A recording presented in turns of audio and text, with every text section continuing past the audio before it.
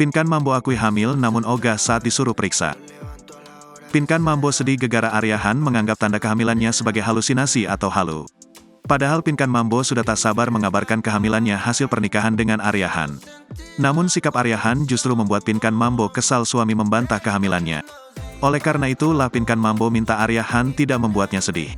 Kabar terbaru datang dari penyanyi Pinkan Mambo, istri Arya Han mengumumkan bahwa dirinya sedang hamil. Sebagaimana diketahui, Pinkan dan Arya menikah pada tanggal 24 Desember tahun 2023.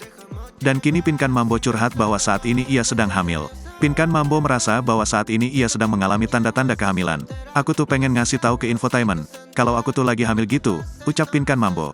Namun sayangnya, sang suami menganggapnya sedang halu.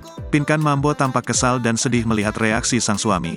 Ia menegaskan bahwa saat ini ia benar-benar sedang mengandung, hanya saja ia tak ingin periksa ke dokter dan mengecek kehamilannya dengan tes pack.